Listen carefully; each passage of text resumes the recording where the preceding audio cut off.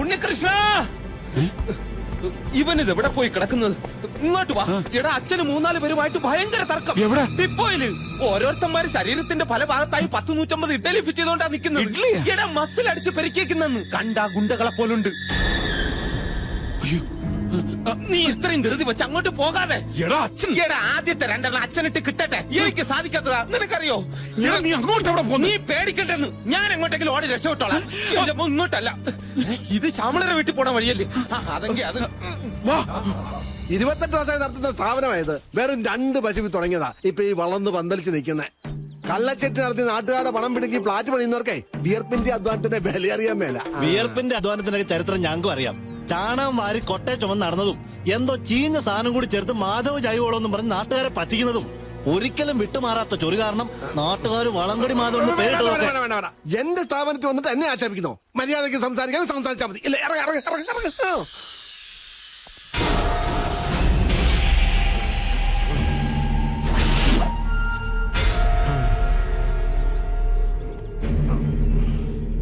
ഈ സാർ ഇത്രയും നേരം പറഞ്ഞിട്ട് തനിക്ക് മനസ്സിലായില്ല? ഞാൻ ജനിച്ചു വളർന്ന് വന്ന ഇത് ഇവിടുന്ന് മാറുമെന്ന് പറയാൻ ആർക്കും ഒരു അവകാശവും ഇല്ല. താൻ ഇവിടുന്ന് മാറില്ല. ഈ ചാണ ഫാക്ടറി ഇവിടുന്ന് മാറ്റിയാ മതി. ഇത് കണ്ടോ, ഫ്ളാറ്റിന്റെ പാതി പണി തീർത്തിട്ടിരിക്കുക. ഫ്ളാറ്റ് വാങ്ങാൻ വരുന്നവർ ഈ നാറ്റോടിച്ച പിന്നെ വാങ്ങുവോ? സാറാണെങ്കിൽ കോടിക്കണക്കിന് ചെലവാക്കുകയും ചെയ്തു. ചുറ്റുവട്ടം മനസ്സിലാക്കാതെ ഇവിടെ കൊണ്ട് ഫ്ളാറ്റ് ഉണ്ടാക്കാൻ ആരാ പറഞ്ഞു? കഴിഞ്ഞതൊക്കെ കഴിഞ്ഞു. ഇനി ചെയ്യാൻ പറ്റുന്നതിനെ കുറിച്ച് ചിന്തിച്ചാ മതിയല്ലോ. ചാത്തമ്പാറയില് സാറ് തന്നെ സ്ഥലം വാങ്ങി ഫാക്ടറിക്ക് കെട്ടിടവും പണിത് തരും. എന്താ അങ്ങോട്ട് മാറ്റിക്കൂടെ ഈ ചാണകക്കുഴി? എന്നാ പിന്നെ ഫ്ളാറ്റ് അങ്ങോട്ട് മാറ്റിക്കൂടെ? അതല്ലേ കുറെ കൂടി എളുപ്പം. ആരുടെ ഓശാത്തിന് കാത്തു നിൽക്കാൻ വേണ്ട. കുഴിച്ചിട്ട കല്ലും മണ്ണും സിമന്റും ഒക്കെ തോണ്ടിക്കൊണ്ട് പോവാല്ലോ. അത് ശരിയാ. അതാ ശരി. അപ്പൊ സാറ് വെക്കോ, ഇത് ഞാൻ ഡീൽ ചെയ്തോളാം. അപ്പൊ മര്യാദക്ക് പറഞ്ഞാൽ താൻ അനുസരിക്കില്ല. എടാ, ചവിട്ടി പൊളിക്കടാ ഈ ചാണകക്കുഴി എല്ലാം കൂടെ.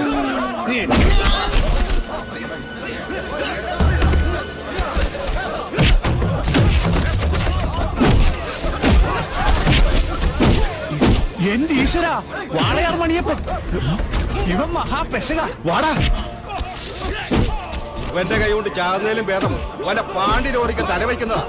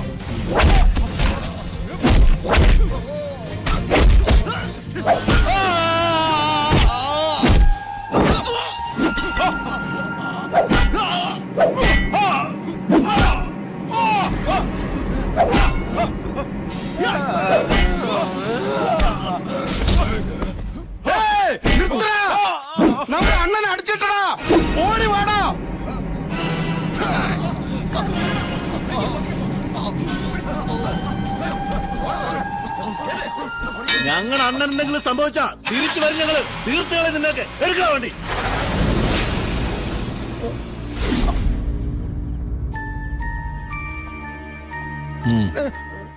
സംഗതി പുലിവാലാവുന്ന തോന്നുന്നത്. സീരിയസാ, രക്ഷപ്പെടുമെന്ന് തോന്നുന്നില്ല. അയ്യോ, താൻ അടിക്കുന്നത് മറ്റാരെങ്കിലും കണ്ടോ? ഒളിച്ചു നിന്നല്ലേ ചാമ്പിയത്? ആരും കണ്ടില്ല. കൃഷ്ണനാ ബാക്കിയുള്ളവരൊക്കെ കൈകാര്യം ചെയ്ത്. എന്നാൽ ഇനി മറ്റൊന്നും ആലോചിക്കണ്ട. കൃഷ്ണന്റെ തല കെട്ടിവെക്ക്. അയ്യോ, അവൻ പോലീസിന് പിടി തരണ്ട. എങ്ങോട്ടേലും മാറി നിൽക്കട്ടെ. കൊട്ടേഷൻകാർ അവനെ തെരഞ്ഞെടുന്നോളും. അങ്ങനെ ആ ശല്യം തീരും. അല്ല, ഞാൻ എന്താ? മണിയപ്പൻ ചത്ത താൻ അകത്ത് പോകേണ്ടി വരും. രക്ഷപ്പെടാനുള്ള ഒരേ ഒരു മാർഗമാണ് ഞാൻ പറയുന്നത്. എന്താ വേണ്ടെന്ന് താൻ തന്നെ തീരുമാനിച്ചു.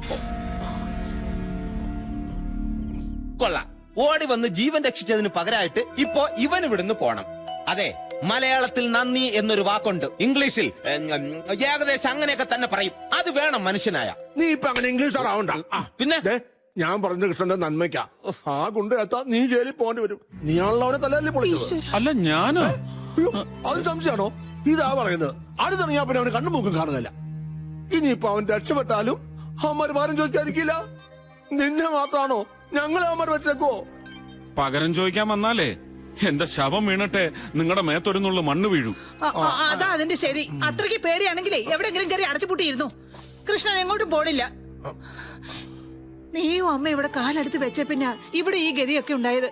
അതൊന്നും ആരും മറക്കരുത്. എടി, അതുകൊണ്ട് തന്നെ ഞാനീ പറയുന്നേ, കൃഷ്ണ ഒന്നും സംഭവിക്കാതിരിക്കാൻ കുറെ കാലം ഒന്ന് മാറി നിന്ന് ഈ പുക്കാറൊക്കെ ഒതുങ്ങി കഴിയുമ്പോ തിരിച്ചു പോരുകയും ചെയ്യാമല്ലോ. ഞാനിപ്പോ ഏസയെ കണ്ടിട്ട് വരിക. പാട്ടിക്കാട് ഗുണ്ടായ മണിയപ്പൻ. മോളിനെങ്ങാനും വിളി വന്ന ഉടയമ്പരാന് പോലും നമ്മളെ സഹായിക്കാൻ പറ്റുകയില്ല. ശത്രുക്കളാണ് തക്കം പാത്ത് നിൽക്കുക നമ്മുടെ നാശം കാണാൻ. ശരിയാമ്മ, ഞാൻ ഇവിടുന്ന് മാറുന്നതാ നല്ലത്. പോലീസും ഗുണ്ടകളും അടിയും വഴക്കും എന്നൊക്കെ പറയുമ്പോ കച്ചവടത്തെ തന്നെ ബാധിച്ചു എന്ന് വരും. അച്ഛനെ ആദ്യം പറഞ്ഞപ്പോ ഒരു വിഷമം തോന്നി. അതാ മടി കാണിച്ചത്. 4-5 വയസ്സ് മുതൽ ഓടിക്കളിച്ചാണെന്ന വീടല്ലേ ഇത്. കരള് പറിച്ചു വേണം പോവാൻ. ഞാൻ പൊയ്ക്കോളാം അച്ഛ.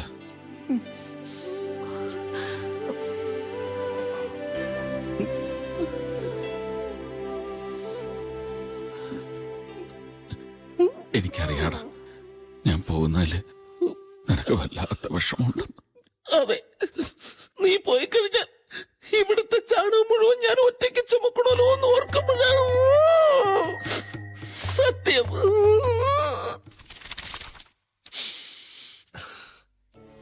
ഇതവന് കൊടുത്തേക്കാം. 5000 രൂപയുണ്ട്. കൂടുതലാ സാരയില്ല. 5000 കുലുവ.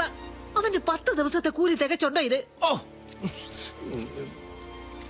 ഇനിയൊന്നും ഇല്ല. വെച്ചിരിക്കട്ടെ. 5010. എടി, അവന് 3-4 വയസ്സുള്ളപ്പോഴേ തെണ്ടി തിരിഞ്ഞ് തള്ളയുടെ കൈയും പിടിച്ച് ഇവിടെ വലിഞ്ഞേറി വന്നപ്പോഴേ നീ ഒറ്റ ഒരുത്ത് കാരണം ഇവിടെ കയറ്റി താമസിപ്പിച്ചത്. അന്ന് പോലെ അത് കിട തീറ്റ കിടപ്പ് ഇവിടെ ആയിരുന്നില്ലേ? ചുമ്മാ നടക്കോടി ഇത്. 2 വർഷം കഴിഞ്ഞ് അവന്റെ തള്ള എത്തപ്പോ കുഴിച്ചിടാൻ ചെലവായ കാശ്. ഇതൊക്കെ ഏത് കണക്കിലാ പെടുത്തണേ? കളിച്ചു നടക്കേണ്ട പ്രായത്തില് ചാണകക്കൊട്ടയും ചുമന്ന് ഈ വീടിന് വേണ്ടി കഷ്ടപ്പെട്ടവനവൻ. നീതി കാക്കുന്ന ഭൂതം പോലെ നിങ്ങൾ ഇതൊക്കെ വെച്ച് പൂട്ടിയിരുന്നു. അനാഥ ചെക്കനാ. എത്ര ജന്മം എടുത്താലും ശാപം തീരില്ല. ശപിക്കാൻ മാത്രം ഞാൻ എന്ത് തെറ്റാ ചെയ്തേ? നക്കാപ്പിച്ച കണക്ക് പറയുന്നത് പോട്ടെ, സ്വന്തം തെറ്റ ആ പാവത്തിന്റെ തല കെട്ടിവെച്ചിട്ടല്ലേ ഇവിടുന്ന് ഇറക്കി വിടാൻ നോക്കുന്നേ. പാത്ത് നിന്ന് കട്ടപ്പാര കൊണ്ട് അയാളുടെ തലക്കടിക്കുന്നത് ആരും കണ്ടില്ല എന്ന് കരുതരുത്. ഒരു കണക്കിന് നോക്കിയാ നീ ചാണകക്കുഴിയിൽ നിന്ന് രക്ഷപ്പെട്ടു എന്ന് കരുതിയാ മതി. എന്തെങ്കിലും ഒരു വഴി ഉണ്ടായിരുന്നെങ്കിൽ നിന്നെ സഹായിക്കാൻ വേണ്ടിയിട്ടെങ്കിലും ഞാൻ ഇവിടുന്ന് ചാടി രക്ഷപ്പെട്ടേനെ. അത് പറഞ്ഞപ്പോഴാ ഓർത്തത്. ഇന്നാള് പത്രത്തിൽ കല്യാണ പരസ്യം തപ്പുന്നതിനിടയ്ക്ക് ഒരു പരസ്യം കണ്ടു. ധനികനായ ഒരു മധ്യവയസ്കന് സഹായി ആവശ്യമുണ്ടെന്നും പറഞ്ഞു.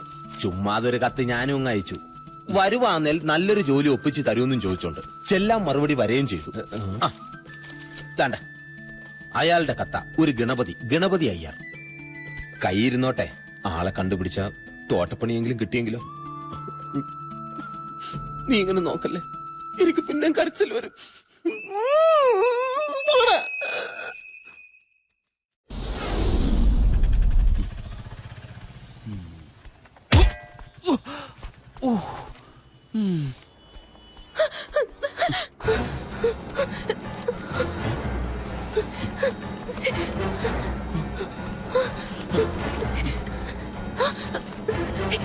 പ്ലീസ് എന്നെ രക്ഷിക്കണം. ഇത് തട്ടി ടിക്കറ്റ് എടുക്കാൻ വേണ്ടിട്ട് കുറെ പേര് എന്റെ പിന്നാലെ വരുന്നുണ്ട്.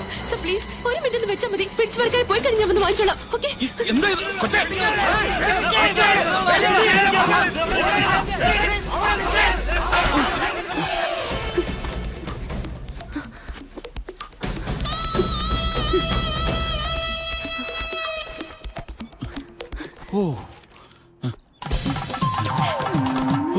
Thanks.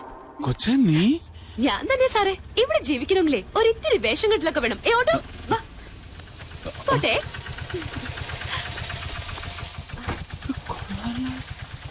By. See you. Bye.